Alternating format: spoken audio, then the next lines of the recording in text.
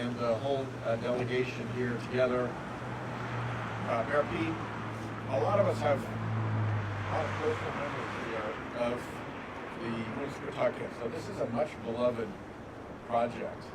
I can remember standing in hip waders in the Woonasquatucket, pulling out old shopping carts.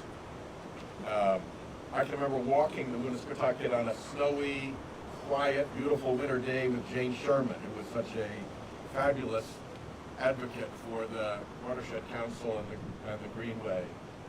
When I was U.S. Attorney, our office outing was to take canoes down the mighty Woonasquatucket, and to have it really now coming to full life here, to be such an important amenity for the community, to bring the river into the life of the city, has really been an exceptional project. And so to our mayor, thank you very much for all your leadership for all of this, and your predecessor mayor also.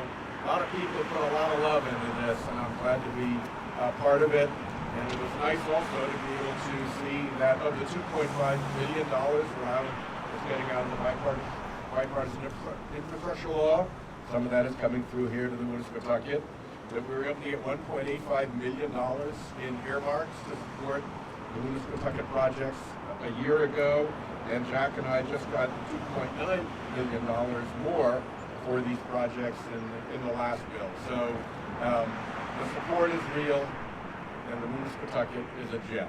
And with that, let me turn it over to, oh God, I've got the terrible position. I'm going to say something nice about Dave Mamo in front of his predecessor. Let's just say they were both great.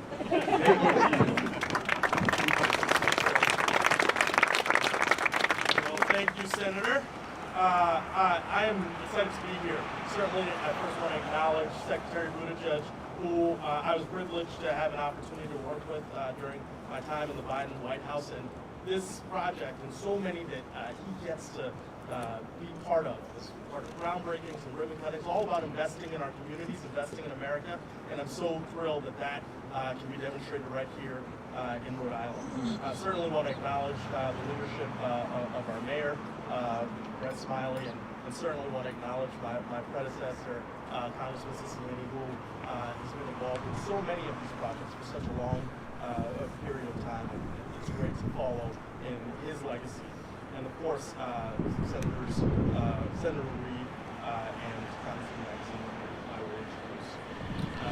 Ensuring Rhode Islanders can access the outdoors and public spaces in our communities is essential in improving their health and well-being. We know that.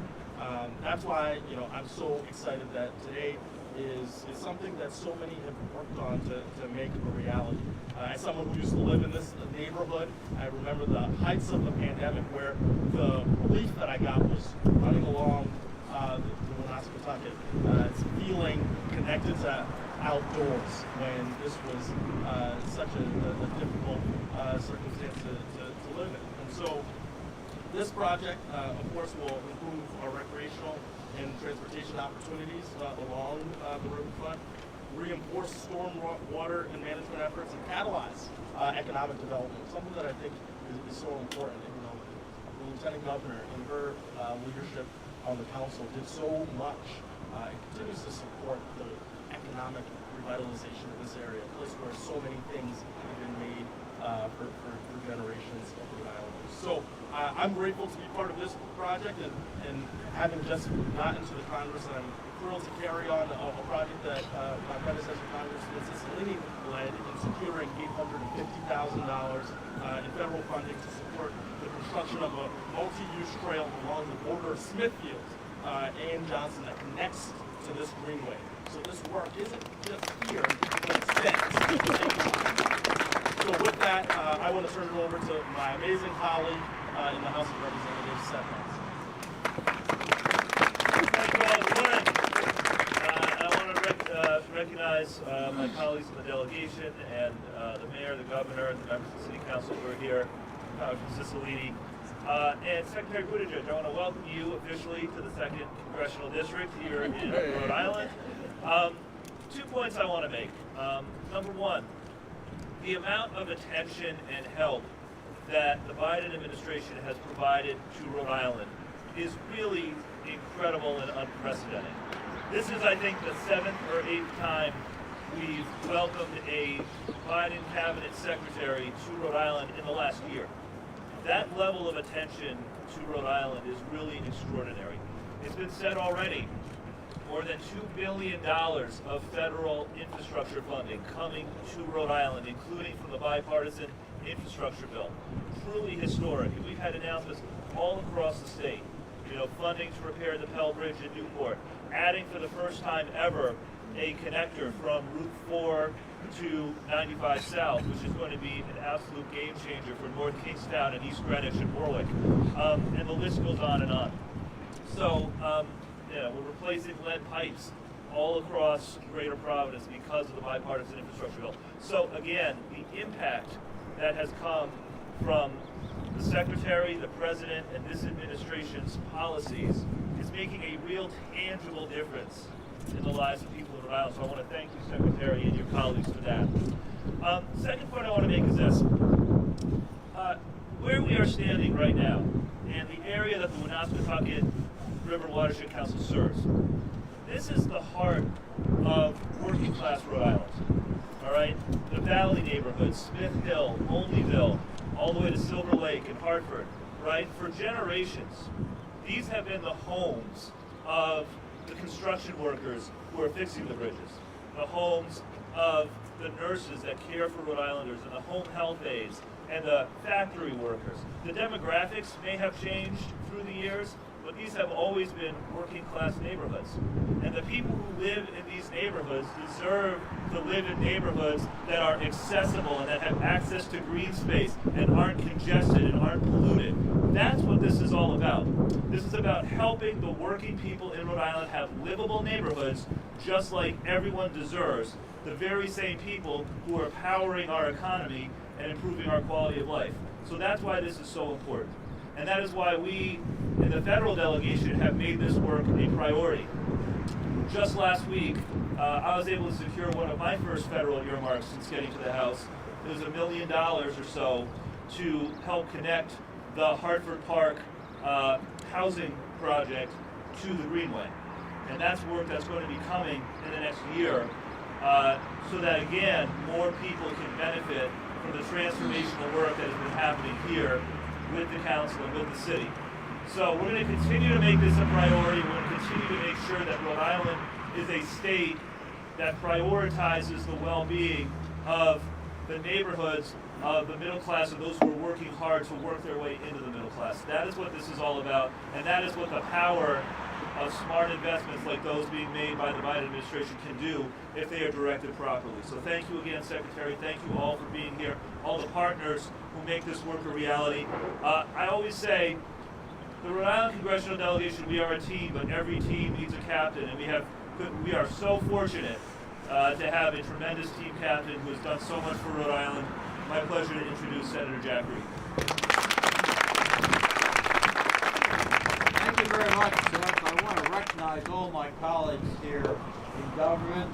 I particularly want to thank Secretary Buttigieg for joining us today. His leadership has been outstanding at the federal level. I can recall about 20 plus years ago walking with Jane Sherman through what could be politely described as an industrial wasteland.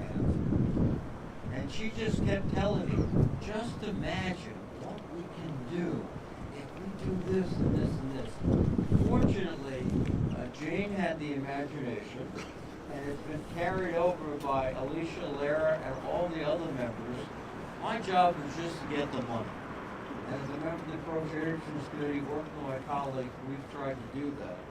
In fact, over the last several years, we've been able to deliver about $8 million to this project. And 45% of the funding is a result of the workers under the White House, Congressman Amo, Congressman Magazina, Congressman Cicilline, and myself.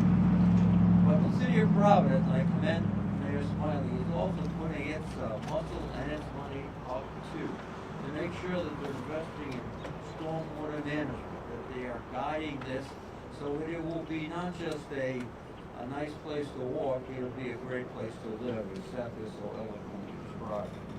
One other aspect of this program is contributions from the Southern New England Estuary Program. I created that program as a member of the Appropriations Committee, and that program has contributed all over the New England area, but particularly here at Woonasquatucket. And I'm just delighted that we could do that. But today is a day to recognize an extraordinary public servant. Secretary Buttigieg is the Secretary of the Department of Transportation. He learned a lot about what it takes to make things work as a mayor.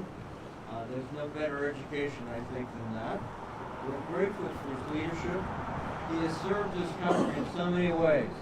As a naval officer who began his training at Newport, Rhode Island, that probably accounts for most of his late success.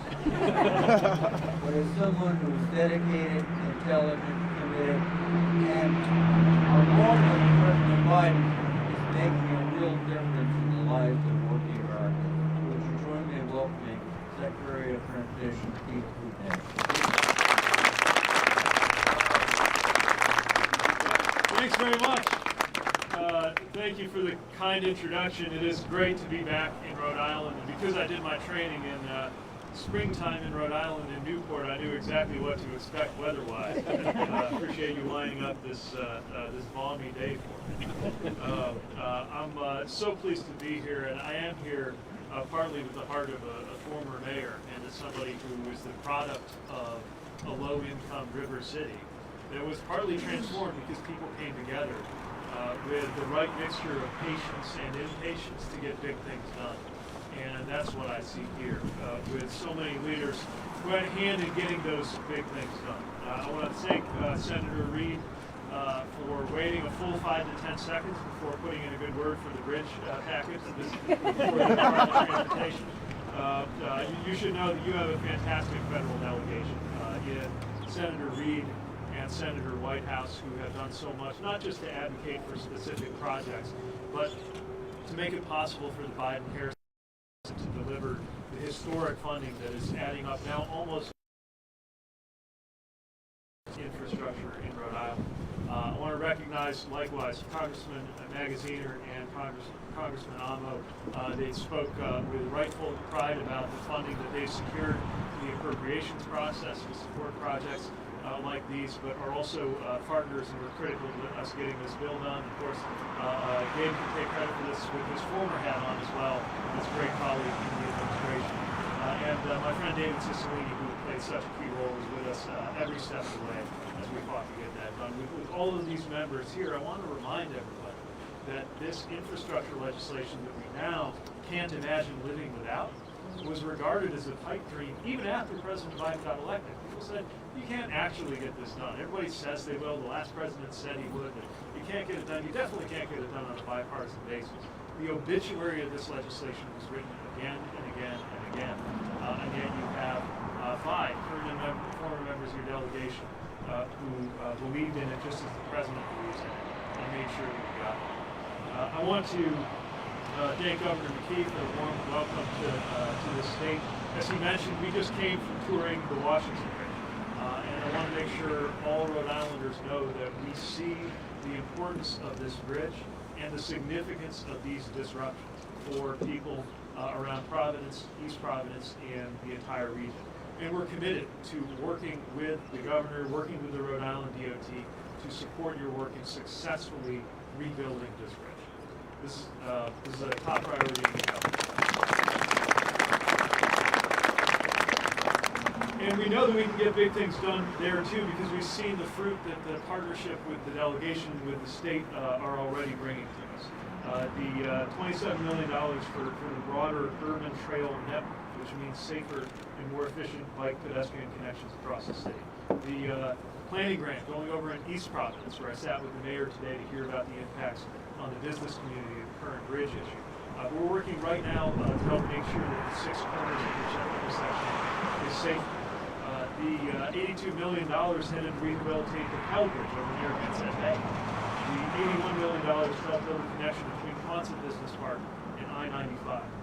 And out of that $2 billion and counting out of the infrastructure package, about 1.5 for transportation needs alone right here in Rhode Island. And the Greenway that we're celebrating today is a product of that same partnership, an example of what it is like to live in America's infrastructure decade. I know that this takes a long time to make something like this happen. Sounds like 30 years and counting. And it takes leadership. And I know that my friend, Lieutenant Governor Matos, was leading on this back in her city role and continues to be a champion of this project today. So thanks for everything you've done since the beginning to get this done.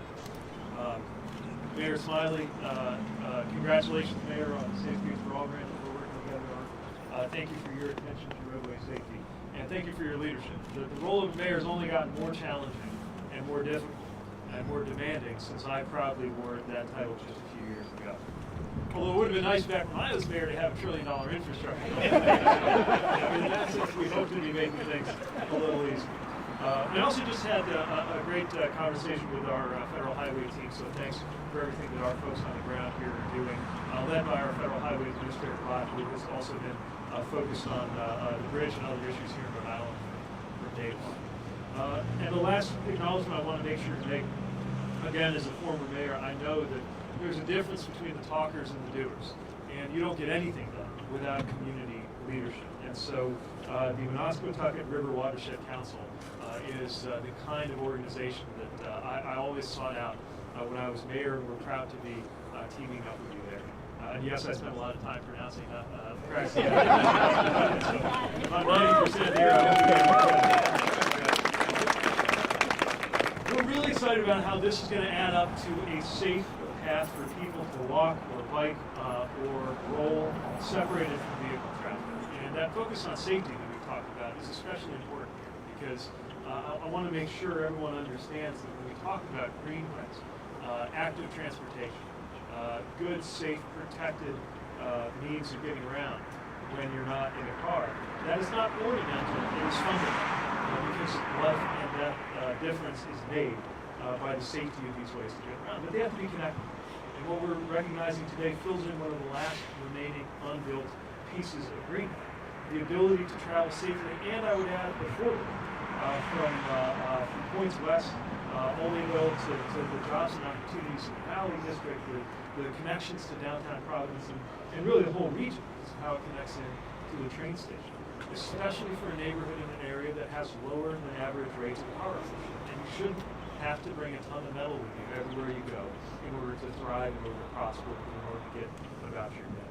Also, green infrastructure. Stormwater, again, as only a former mayor could, I love hearing about the stormwater benefits of a good transportation project because that can mitigate flooding, build better resilience, and bring great environmental benefits. So it's with all of that in mind that I'm so proud to be here, and the Biden-Harris administration is so proud to be at your side to break ground on this Woonasquatucket River Greenway improvement project. And we all have lots to celebrate.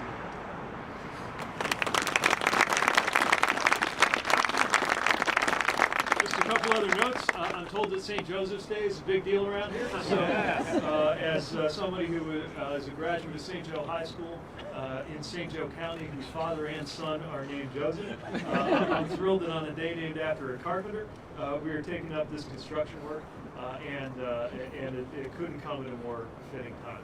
The President of the State of the Union, that many of us were privileged to be in the room for, just a few days ago, talked about the greatest comeback story never told.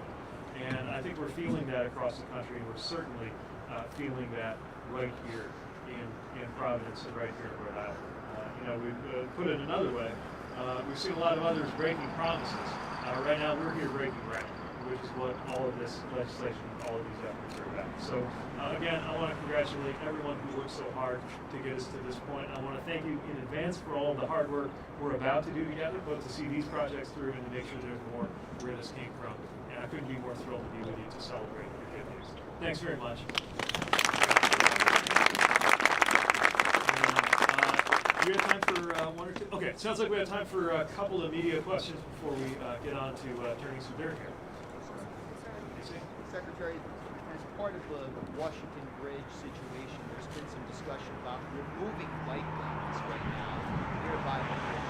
Your general take on that in light of why we're here today right now, reducing bike lanes to make way for more vehicular traffic as part of the bridge rerouting? Well, without being able to speak to all of the details of the particular project design or how it goes through its phases, I think the big picture is we want to make sure we move toward more accessibility and not less, more bike and pedestrian connectivity and not less. Again, that's something we think about in terms of the network as a whole, so there are always going to be changes to individual pieces of it, but we want to make sure that at the end of the day there's better connectivity. Again, I've been talking a lot about the mayor and his focus on safety, recognizing that this isn't just about recreation, although recreation matters economically and quality of life. This really is about the safety of getting around our communities at a time when the biggest category contributing to the rise of roadway deaths in recent years has been bike and pedestrian fatalities. Bike infrastructure helps us fight that trend. Secretary, is the federal government committed to doing at least the traditional 80-20 federal state split to replace the Washington Bridge, demolish and replace the Washington Bridge? And is it possible that it'll actually do more than 80%? It's possible. I can't speak to the split in advance only because we don't yet know all of the different programs that could contribute funding, and each one brings its own rules. So whether we're talking about formula dollars, which are funding the bulk of the vision as we understand it, or the discretionary grants that I know will also be applied for. Some of those have a match requirement, some of those can be waived. So we don't know the ultimate mix, but I would say that it's certainly possible that it could be more generous than the regular model in terms of the match, depending on which sources of funds. Will it be at least 80% though? What's that? Will it be at least 80%? Again, look, it's going to depend on the different programs that fund it, right? But we know that this can't get done without a lot of federal funding. And just like the rest of the bridge network that we're supporting right now, we have levels of federal funding that just weren't possible a couple of years ago. We want to put it in. It's $240 million. It's going to be quite a lot. Yes. We'll go to Gabrielle. Secretary, earlier you said the issues with the Washington Bridge wouldn't have been found if it weren't for the ongoing repair work, but bridges are regularly inspected regardless of if there's any ongoing repair work. And the last time this bridge was inspected in July, none of the issues that prompted the initial shutdown or the decision to demolish it were discovered. In fact, it was a young engineer who had made that initial discovery, not an inspection. So does that concern you? Do you think the state needs to reevaluate how inspections are being done? Yes. Thanks very much for coming out. Appreciate it. Thanks, everyone.